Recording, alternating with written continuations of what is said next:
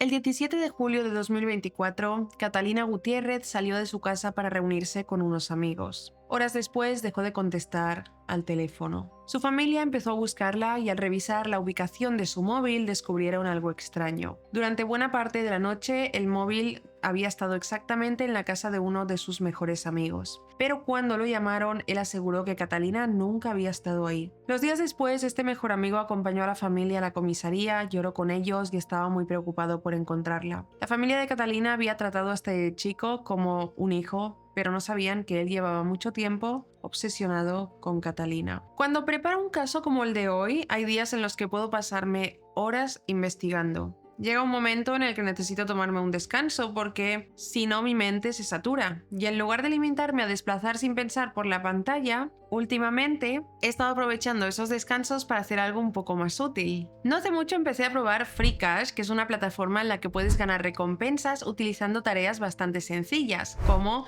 jugar a videojuegos, responder a encuestas o probar aplicaciones. Yo, por ejemplo, he estado jugando al Monopoly, que es uno de mis juegos favoritos, durante esos descansos entre secciones del guión y sinceramente me ha parecido una forma divertida de desconectar mientras gano monedas en la plataforma. Además, no todos son juegos, también hay un montón de ofertas y encuestas, así que cada uno puede elegir lo que más le apetezca hacer. Luego estaba mirando las opiniones y vi que FreeCash tiene una valoración de 4,8 estrellas en Trustpilot con miles de opiniones positivas, así que eso me animó más a probarlo. Y otra cosa que quería comprobar era si el proceso de canjear las recompensas era sencillo. Y aquí podéis ver cómo las canjeo. Una vez que alcancéis los $25, podéis retirar el dinero o canjearlo por tarjeta regalos o en criptomonedas. Así que si esto te llama la atención y quieres probarlo, he incluido mi enlace en la parte superior de la descripción. Y también hay un código QR en la pantalla. Además, si te registras utilizando mi enlace o mi código QR y juegas tu primera partida, recibirás un bono de bienvenida de $10. Y ahora volvamos con el caso.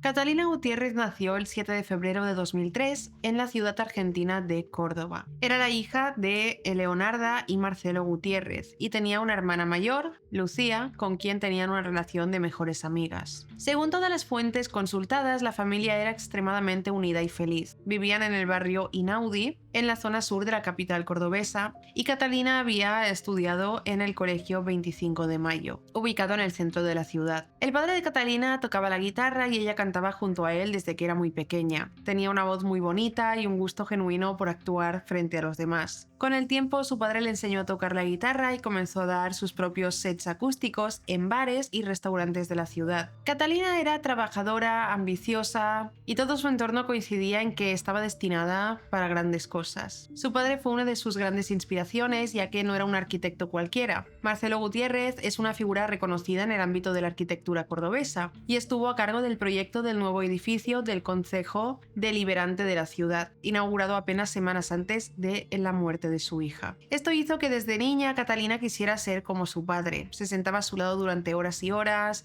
dibujaba edificios mientras él trabajaba, y cuando llegó el momento de ir a la universidad siguió sus pasos y estudió arquitectura. A los 18 años, en 2021, se inscribió en la Universidad Nacional de Córdoba para empezar la carrera. Esta implicaba muchas noches largas en la biblioteca, mucha dedicación, pero esto era, según quienes la conocían, exactamente para lo que Catalina estaba hecha. Tanto su madre como su padre eran personas trabajadoras y ella quería hacerlos sentir orgullosos. Sin embargo, ya lo estaban. Catalina era una chica amable, respetuosa, segura de sí misma, cariñosa, confiable. Era, en palabras de quienes la rodeaban, todo lo que se esperaría que una hija llegara a ser. Catalina mantuvo su pasión por la música durante toda la universidad y, por supuesto, cuando TikTok se convirtió en parte central de la generación, comenzó a publicar ahí sus vídeos cantando, donde ganó una audiencia bastante sólida. Llegó a acumular más de 80.000 seguidores en Instagram. Algunas fuentes hablan de más de 90.000 hacia el final de su vida, una cifra que según su entorno nunca buscó de manera deliberada. La gente simplemente la encontró y la empezó a seguir. Las personas simplemente la seguían para verla vivir su vida y compartir sus pasiones, su música, la arquitectura, que visitaba y documentaba, simplemente porque les gustaba. A partir de ahí, reconocidas productoras de fiestas comenzaron a invitarla de forma especial a sus celebraciones por su capacidad de convocatoria en redes. Catalina terminó consiguiendo algunos contratos con diferentes marcas locales que le regalaban productos, entre ellos una marca de cigarrillos electrónicos a cambio de publicidad. Esto era muy emocionante porque había convertido sus pasiones y sus publicaciones en un pequeño ingreso a tiempo parcial para sostenerse durante la universidad, literalmente solo publicando lo que le hacía feliz. A principios de 2024, teniendo Catalina ya 21 años, comenzó una relación de pareja formal con Ezequiel García, conocido como Zaza. Se conocían desde hacía tiempo y compartían el mismo círculo social. Durante el juicio, el propio Ezequiel describiría esa relación que tuvo con ella como sana, en contraste directo con lo que él mismo definiría como la dinámica tóxica que mantenía Catalina con uno de sus mejores amigos de la facultad. Este amigo era Néstor Aguilar Soto, que era de Bariloche. Se había mudado a Córdoba para estudiar la misma carrera y no tenía familia en la ciudad. Catalina y Néstor se conocían desde el comienzo de la carrera y habían construido con el paso de los años un vínculo muy cercano, una amistad que muchos en el entorno describían casi como una relación de hermanos. En la facultad ambos formaban parte de un grupo más amplio de compañeros de arquitectura con los que compartían trabajos prácticos, estudiaban juntos, hacían salidas nocturnas, entre ellos Ornella Beltramo, Luna del Castillo, Agustina Elías, Ailén Fernández y Catalina Rizzi, varias de las cuales terminarían declarando en el juicio. Este grupo se ayudaba mutuamente a estudiar y luego salían por las noches. Catalina era originalmente una de las más tímidas del grupo, pero eso no duró mucho. Al sentirse más cómoda, no tardó en abrirse y mostró su verdadera personalidad. Para mediados de 2024, la vida de Catalina parecía estar en un punto muy alto. Todo iba súper bien, sus estudios, sus redes sociales, sus relaciones con sus amigos, con su novio. Estaba tan unida a su familia como siempre, y ella seguía viviendo en casa de sus padres mientras estaba estudiando en la universidad. Todo era en apariencia bastante perfecto, pero obviamente las cosas no se mantuvieron así. Entonces, antes de llegar a la noche de los hechos, es necesario que hablemos sobre la relación entre Catalina y Néstor. A ojos de la familia Gutiérrez, Néstor no era un amigo más, era prácticamente un hijo honorario. Siempre iba a la casa de ellos, jugaba con la perra de la familia, Kitty, compartía comidas con ellos, reuniones familiares, y los padres de Catalina lo invitaban a cenar sabiendo que no contaba con nadie más en la ciudad. Tenían esa dinámica de hermanos y con los padres de Catalina tenían una dinámica de padres e hijos, lo trataban como un hijo. Sin embargo, de puertas afuera de esa relación familiar, un patrón mucho más inquietante se había formado desde hacía años. Compañeras que declararon después, como Ailén Fernández, Catalina Rizzi, Ornella Beltramo y demás, coincidieron en describir a Néstor como una persona extremadamente demandante y posesiva con las mujeres de su entorno cercano. Alguien que constantemente comparaba y competía por la atención de sus amigas. Una de ellas relató que Néstor se enfadaba y hacía reclamos cuando sentía que alguna de sus amigas le dedicaba menos tiempo del que él consideraba merecer, y que desde que Catalina había comenzado su relación con Ezequiel, su novio, sentía que lo había dejado de lado y multiplicaba sus reclamos hacia ella, al punto de que Catalina, según el testimonio de una amiga, ya estaba harta de los reclamos constantes de Néstor. El patrón no era nuevo ni exclusivo para Catalina. Con Ornella Beltramo la dinámica se había vuelto casi la de un novio controlador por parte de Néstor. Néstor quería saber dónde estaba Ornella en todo momento, quería estar con ella constantemente y básicamente era asfixiante. Si ella no llegaba a coger una llamada suya o tardaba en responderle un mensaje, él se enfurecía o intentaba hacerla sentir culpable. Llegó el punto de rastrear su ubicación cuando ella no respondía, para luego reprocharle: estabas sentada en clase o estabas en casa, insinuando que no tenía excusa para no estar en contacto constante con él. En una ocasión, Ornella había dejado el móvil en su casa y estaba en su clase usando el portátil para responderle. Néstor determinó que estaba tardando demasiado en contestar sus mensajes y le envió un reclamo. Ella le explicó que no había tenido el teléfono consigo durante la primera mitad del día, y Néstor respondió enviándole de inmediato una captura de pantalla de la ubicación de su teléfono, que ya en ese momento sí que estaba con ella en clase, junto con una nota de voz de casi 2 minutos repitiéndole: no me mientas, veo que tu móvil está contigo en clase, le he preguntado a alguien que está ahí contigo y ha dicho que sí, que estás con el móvil en el aula. Néstor se comportaba en los hechos como si tuviera derecho a fiscalizar el tiempo y la energía de las mujeres de su entorno, aun cuando ellas no le debían ninguna respuesta inmediata. Con el tiempo, los amigos de Ornella comenzaron a notar esta amistad tóxica y le sugirieron alejarse de él. Porque esto no pasa solo en relaciones románticas, los amigos también pueden ser posesivos y ejercer maltrato. Para la fecha del asesinato de Catalina, Ornella ya estaba bastante distanciada del grupo. Esto no fue un caso aislado. La tercera joven, Luna, había vivido un patrón muy similar. Y hubo también antecedentes que se remontan a mucho antes de la facultad. Aldana Riquelme, compañera de Néstor desde la guardería hasta la secundaria, declararía en el juicio haber sufrido bullying por su parte durante años. Lo llamativo de estas dinámicas es que en rigor casi nunca fueron más que amistades. Es posible que Néstor sintiera atracción no expresada hacia alguna de estas mujeres, pero nunca lo manifestó abiertamente. Actuaba más bien como un amigo autoritario que jamás aprobaba a los hombres con los que estas amigas salían y que llegaba incluso a menospreciarlas por sus elecciones de pareja y cosas así. Cuando conoció a Catalina, le confesó a un amigo sentirse inferior a ella. Le dijo: mira todos los seguidores que tiene, yo no estoy ni cerca de eso. Poco después de comenzar una amistad con ella, las mismas tendencias posesivas que había mostrado con otras amigas se trasladaron hacia Catalina. Si ella tardaba en responder, recibía llamada tras llamada. En un viaje de estudios de la carrera, otro estudiante le había preguntado a Catalina si podían sentarse juntos, pero ella tuvo que rechazarlo cortésmente, explicando que Néstor le había advertido que se enfadaría si no se sentaba con él. Según la investigación, se encontraron mensajes privados en los que Néstor había escrito, mucho antes del crimen, tanto sus sentimientos hacia Catalina como pensamientos perturbadores sobre la posibilidad de acabar con su vida. Esa evidencia resultaría más adelante decisiva para que la fiscalía argumentara que lo ocurrido el 17 de julio no fue un arrebato repentino, sino la explosión que Néstor llevaba tiempo ocultando. En Argentina se celebra cada año el Día del Amigo, una fecha dedicada a celebrar las amistades, que es el día 20 de julio. En 2024, Catalina y su grupo decidieron adelantar la celebración al 17 de julio. Esa tarde, Catalina descansó en su casa. No tenía mucho que hacer de la universidad y aprovechó esa oportunidad para relajarse, sabiendo que la reunión de esa noche probablemente la agotaría. El plan era encontrarse esa noche con un grupo de compañeros de la facultad para ir a jugar al bowling del Patio Olmos, uno de los centros comerciales más conocidos de Córdoba.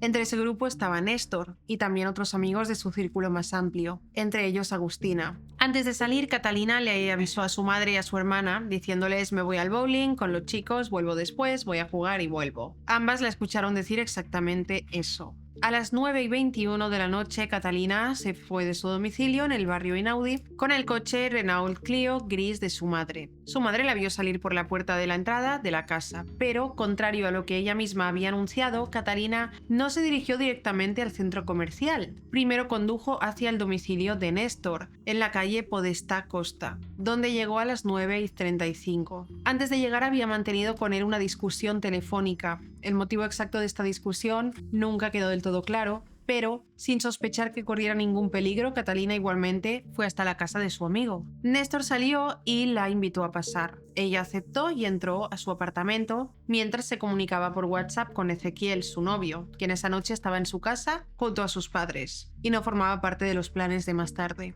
Nadie tenía razones para pensar que esa sería la última vez que se vería con vida a Catalina Gutiérrez. A las 10:27 Ezequiel le escribió sin recibir respuesta. Lo intentó de nuevo a las 11:02, pero nada. En los 15 minutos siguientes la llamó 8 veces. Preocupado, se comunicó con Néstor, quien le aseguró que Catalina lo había dejado plantado y que él mismo había ido a Patio Olmos, la había esperado ahí y al ver que no aparecía había vuelto a su casa. Fue esa respuesta la que llevó a Ezequiel a llamar a la madre de Catalina, encendiendo la primera alarma dentro de la familia. Poco después de las 11, Eleonora, la madre, recibió la llamada de Ezequiel, donde él le dijo: mira, estoy preocupado, he estado llamando a Catalina durante aproximadamente 1 hora y no contesta. Desde ese momento el teléfono de Catalina dejó prácticamente de responder a cualquiera, ni a su novio, ni a su madre, ni a su hermana Lucía. Ante la creciente preocupación, la familia recurrió a la geolocalización del móvil a través de Lucía. La ubicación mostraba que en los últimos minutos el móvil había estado exactamente en el domicilio de Néstor. En un primer momento esto trajo cierto alivio, parecía tratarse de un lugar seguro, con alguien de plena confianza, un lugar que Catalina había visitado muchísimas veces. Quizá todos estaban viendo una película o ella había dejado el teléfono en otra habitación. Para tranquilizarse, Eleonora buscó el teléfono de Néstor y comenzó a escribirle un mensaje preguntándole si Catalina estaba allí y si estaba bien. A mitad de redactarlo pensó que sería más rápido llamarlo directamente. Néstor contestó y ante la pregunta de Eleonora respondió que Catalina no estaba con él. y que de hecho no tenía ni idea de dónde podía estar. Confirmó que sí tenían planeado encontrarse, pero que ella nunca se había presentado, que había dejado plantado al resto del grupo y jamás llegó a los planes. Le aseguró a Eleonora que él estaba igual de confundido y preocupado y que también había intentado contactarla durante la hora previa, enviándole mensajes como «¿Qué pasa, chica?», pero tampoco recibió respuesta. Cerca de las 10, una hora después de la hora de encuentro pactada, Néstor le había escrito a otro amigo diciéndole «Amigo, está cancelado, creo que hay mucha gente molesta». El amigo respondió «Ah, ¿en serio? Pero íbamos a juntarnos, amigo». 10 minutos más tarde le escribió a otro integrante del grupo diciendo «Me voy, hombre, Cata me dejó plantado». Luego envió una nota de voz a otro amigo que le decía «Oye amigo, estoy muy enfadado, no sé qué pasa». Como que no, simplemente no me contestó, así que lo que sea, ya estoy acostumbrado. Poco después de las 10 llamó directamente a Catalina y al no obtener respuesta le dejó un mensaje de voz diciéndole «Oye, ¿qué pasa, Cata? Solo quería decirte que estoy en casa, no sé qué te pasa.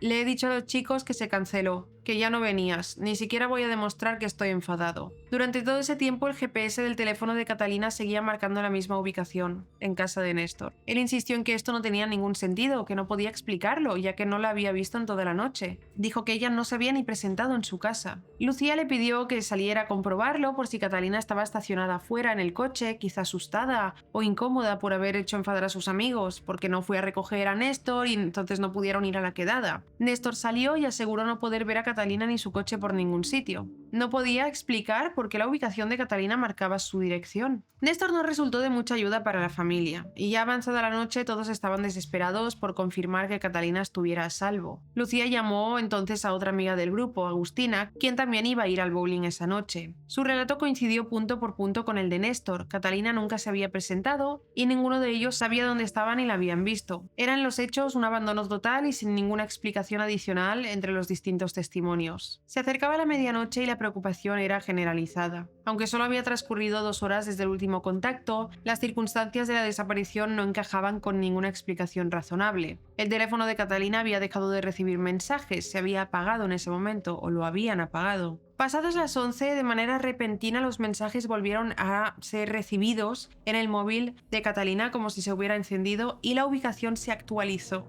En ese momento estaba en una dirección completamente distinta, desconocida para la familia, una zona de la ciudad que Catalina no frecuentaba y que no tenía motivos para haber visitado. Sin perder más tiempo, la familia se dirigió a la comisaría para denunciar la desaparición. Néstor los acompañó, manteniendo ante la policía la misma versión. No había visto a Catalina esa noche. Mientras complementaban el trámite, la ubicación del teléfono de Catalina volvió a actualizarse, ahora en un barrio totalmente distinto, todavía más alejado de las ubicaciones anteriores. Como la familia ya se encontraba en la comisaría, los oficiales fueron enviados de inmediato al lugar exacto para investigar. Al llegar, los oficiales encontraron el coche de la familia Gutiérrez estacionado de forma irregular sobre la calle Pedro Echagüe, en el barrio Ampliación Kennedy, en un descampado de la zona sur de la ciudad. Un vecino de la zona relataría después haber escuchado alrededor de las 11:30 voces discutiendo sobre prender fuego al coche, apenas segundos antes de que llegara la policía, y en ese momento cuando llegaron ya no había nadie en el lugar. El interior del vehículo presentaba signos evidentes de haber sido incendiado. Alguien había intentado que ardiera, pero el intento había fracasado. El fuego no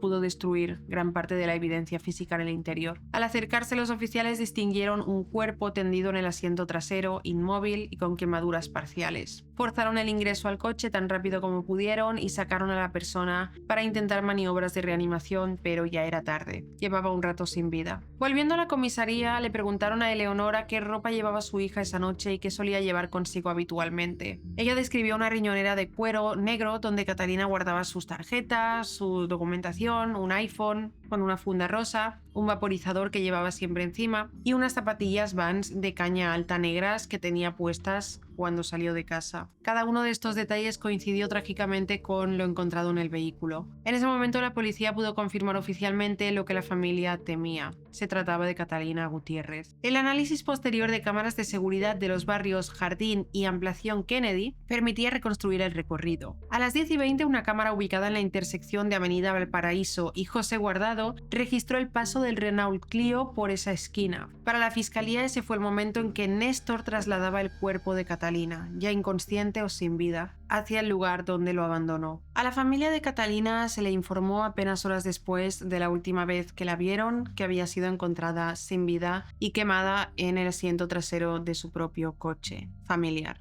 De esa manera comenzó la investigación para dar con el responsable. El caso se determinó muy rápidamente como un homicidio. No existía explicación razonable alguna para que Catalina apareciera quemada en el asiento trasero de su propio vehículo. Claramente alguien le había hecho algo. Mientras continuaba el trabajo en la escena, todos los seres queridos de Catalina se habían reunido en la comisaría. Su familia ya estaba allí y se sumó el novio, Ezequiel, y varios amigos, entre ellos Néstor y Agustina, quienes también iban a participar en el plan de la noche. Todo estaba en estado de pura incredulidad que se manifestaba de manera diferente en cada persona. Algunos estaban callados, probablemente en shock, sin palabras e incapaces de procesar lo que había pasado. Otros estaban enfadados, sintiendo ya esta injusta pérdida. Y Lucía, la hermana de Catalina, describiría después ante el tribunal cómo Néstor estuvo llorando esa noche desconsolado, repitiendo que no podía creer lo sucedido. En un momento recordó Lucía que Néstor le pidió el cargador de su móvil, algo que a ella, en medio del shock de acabar de enterarse de la muerte de su hermana, le resultó desconcertante. En su declaración, Lucía dijo: «Me pedía el cargador del celular y yo pensaba por qué me lo pedía en ese momento, que me acababan de decir que mi hermana estaba muerta». Además lo describió agarrándose la cabeza, agachándose con la cara enrojecida, gritando que no podía ser, preguntando quién le había hecho eso a Catalina. Néstor y Catalina siempre habían tenido en apariencia una relación muy cercana, casi de hermanos. Él pasaba tanto tiempo con ella que la pérdida era normal que fuera tan impactante. Pero mientras los seres queridos de Catalina observaban esta escena, algunos comenzaron a preguntarse cuán genuina era en realidad.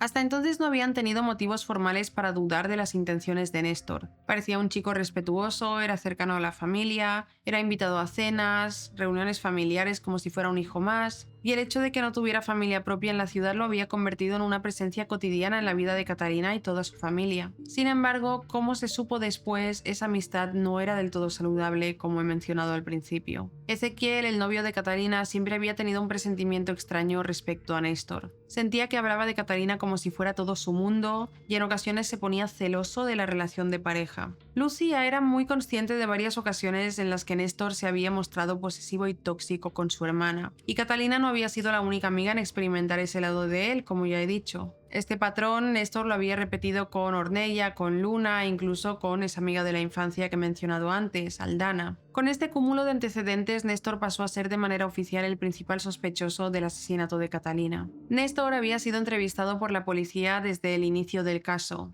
ya que se le consideraba la última persona en haber tenido contacto con ella, y su teléfono había sido registrado con la ubicación en casa de él durante la primera hora de su desaparición. En un primer momento colaboró activamente con la búsqueda y se presentó ante la justicia como testigo. Repitió tanto a la familia como a los investigadores la misma versión. Catalina nunca había llegado a su casa a buscarlo, él había ido solo al centro comercial, la había esperado y al ver que no llegaba había vuelto a su casa solo. No obstante, cuando la policía comenzó a indagar con más detalles sobre esa noche, las inconsistencias empezaron a hacerse notorias. Al preguntarle cómo había regresado del centro comercial a su casa, Néstor no pudo darles la compañía exacta del taxi que según él había usado, ni recordar si había sido Uber, Cabify o alguna otra aplicación. Tampoco pudo dar una hora precisa de llegada a su casa, solo daba como detalles vagos. Se hizo evidente que su versión de los hechos simplemente no encajaba, no estaba dando los detalles que sería normal que recordara de esa noche. Hubo muchos pequeños momentos como estos en los que fueron apareciendo agujeros en su historia. Cuanto más hablaba, menos confiable resultaba. Néstor se ponía nervioso, callado, hacía silencios prolongados en los que parecía estar pensando cómo responder, y bajo esa presión al día siguiente del crimen, finalmente se derrumbó de manera repentina. Miró a los investigadores y les dijo: «La maté. Arruiné la vida de Catalina, arruiné mi vida, arruiné la vida de nuestras familias y lo siento mucho». Continuó diciendo que Catalina había sido el amor de su vida.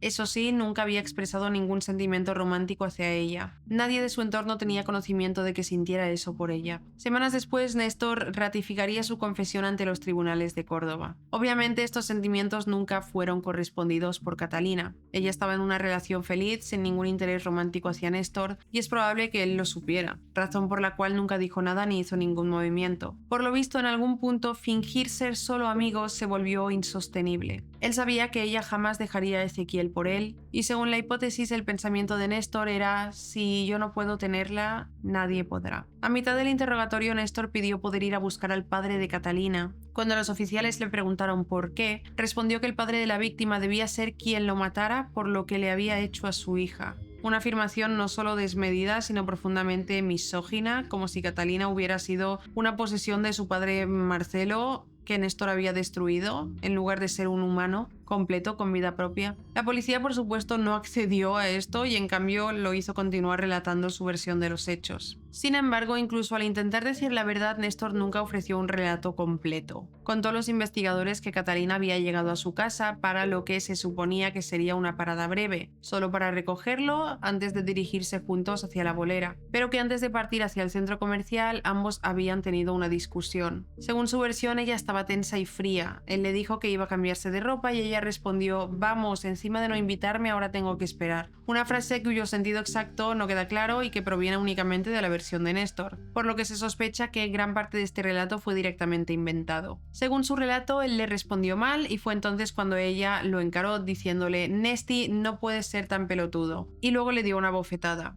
Néstor admitió ante el jurado que reaccionó de la peor manera, algo que según sus propias palabras nunca había hecho. A partir de ahí, según contó, Catalina lo cogió del cuello y le apretó la nuez, algo que insistió que era una práctica que hacían antes, entre los dos. Fue en ese punto de su relato donde utilizó una frase que se volvería tristemente célebre en la cobertura del caso. Dijo: se me apagó la tele. Con esa expresión describió el instante en que, según él, perdió el control por completo. Dijo: ahí arrancó el Néstor Soto loco. A partir de ahí dijo que se desató una pelea física. Catalina habría caído hacia atrás en dirección a la cocina y ambos terminaron cayendo contra el lavaplatos. Ya en el suelo forcejeando, afirmó que ella lo cogió del cuello con tanta fuerza que lo hizo desmayarse, y que al despertar del desmayo, según su confesión, sometió a Catalina con la maniobra del mataleón. Para ilustrar ante el jurado exactamente cómo lo había ejecutado, Néstor se puso de pie en plena sala y realizó una demostración física de la llave, utilizando a su propia abogada defensora como si fuera la víctima. La rodeó del cuello con el brazo izquierdo y apoyó la mano derecha sobre la cabeza, inmovilizándola ante la mirada de la familia de Catalina, de su novio y de sus amigas presentes en la sala. La escena resultó tan perturbadora como reveladora. El propio acusado, con total desapego, reconstruyendo frente a todos el gesto exacto con el que había terminado con la vida de su amiga. Néstor llegó incluso a afirmar que había sido la propia Catalina quien le había enseñado esa técnica tiempo atrás, algo que los investigadores no consideraron creíble. Contó que tras aplicar esa llave, la realidad lo golpeó. Al soltarla, escuchó para comprobar si seguía con vida y vio que no era así. Agregó que solo se dio cuenta de que estaba muerta al intentar moverla y comprobar que no emitía sonido ni reacción alguna. Insistió en que todo había sido producto del calor del momento, una confrontación que se había salido de control y que en ese caos y pánico la había matado. Aquí, a diferencia de lo que en un primer momento pudo especularse, la autopsia terminaría confirmando los métodos descritos por Néstor. Los peritos forenses Romina Rufino y Eliana Moreta establecieron que Catalina murió por una asfixia mecánica producto de un estrangulamiento manual, consistente con la maniobra del mataleón. El informe forense reveló además que antes de morir había sido golpeada duramente en la cara, con hematomas en el ojo, la ceja, la sien y la mejilla,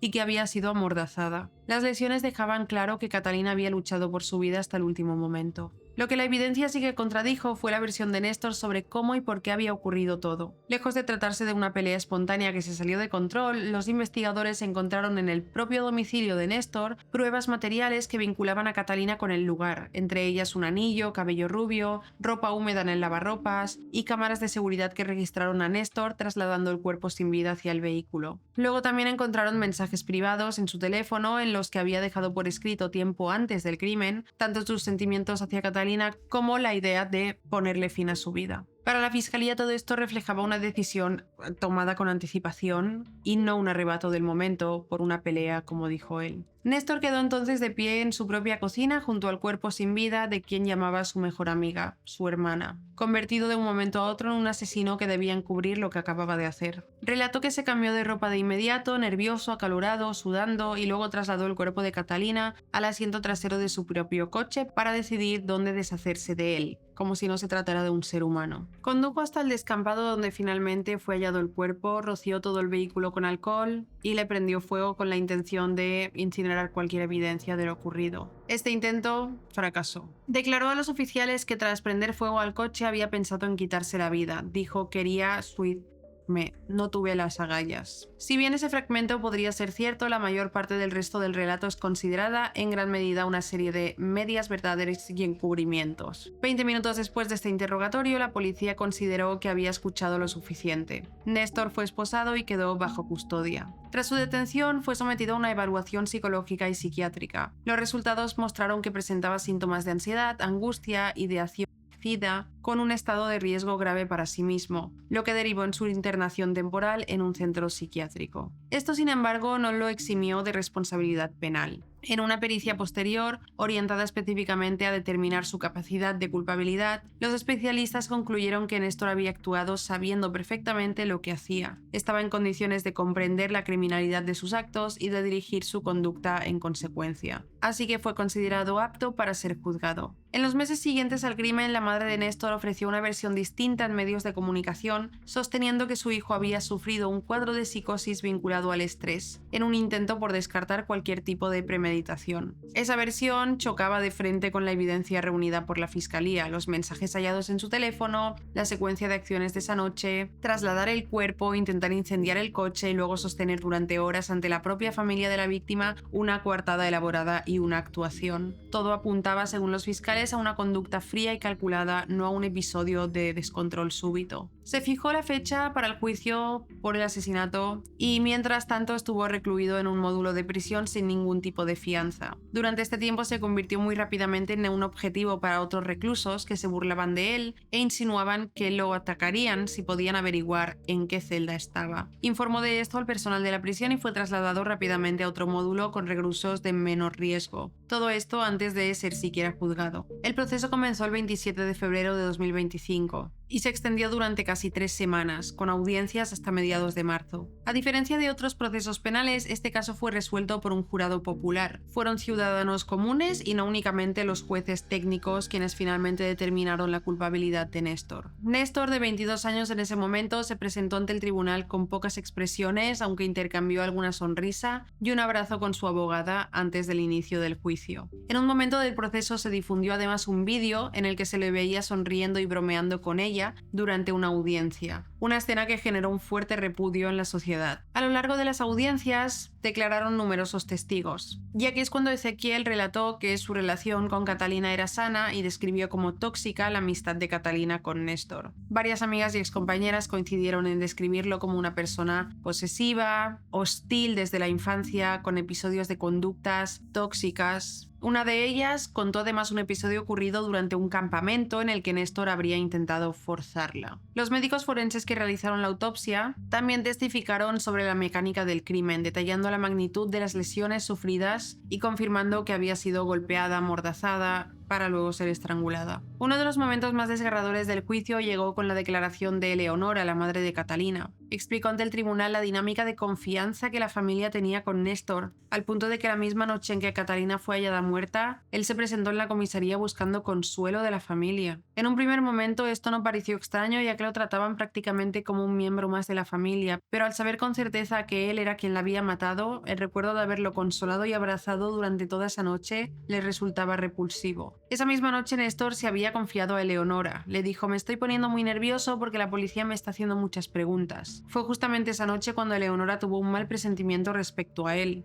Apartó a su otra hija Lucía y le dijo: voy a decir algo que podría estar mal, sospecho de Néstor. Lucía se sorprendió y le respondió: no, mamá, ¿cómo puedes sospechar de Néstor? Te arrepentirás de lo que estás diciendo por el resto de tu vida. Porque en ese momento resultaba prácticamente impensable la implicación de Néstor. Pero Eleonora en ese momento tuvo o la intuición. Frente al tribunal y con Néstor evitando levantar la mirada, Eleonora le habló directamente. Le dijo que en su casa sobraba un lugar en la mesa, una cama, un lugar en el coche y todo el amor que ya no podía darle a su hija. Le pidió que la mirara a la cara, algo que él no hizo ni siquiera cuando ella insistió, diciéndole que no volvería a verlo y que lamentaba profundamente el día que Catalina lo había conocido. Le recordó con crudeza que ella sabía exactamente dónde estaba ahora su hija, en un cajón, y remarcó ante el tribunal que Néstor había cambiado la A de arquitectura, la carrera que ambos estudiaban, por la A de asesino. Marcelo, el padre de Catalina, permaneció junto al lado de su mujer, sosteniéndole la mano, mientras ella hablaba de cómo, como familia, siempre habían intentado darle lo mejor a sus hijas, sin imaginar nunca que debían enseñarles a cuidarse de un amigo. La fiscalía sostuvo como parte de su alegato que Néstor había crecido en un entorno familiar estable y contenido, sin factores de riesgo evidentes que explicaran lo ocurrido, aunque describió en él una marcada tendencia narcisista de personalidad, no en el sentido de un trastorno clínico diagnosticado, sino como un rasgo de carácter que explicaba en gran parte su necesidad constante de controlar a las mujeres de su entorno y su dificultad para tolerar el rechazo. Todo en su mundo giraba alrededor de la posesividad. Cuando sus amigas no respondían mensajes, él se enfadaba, porque para él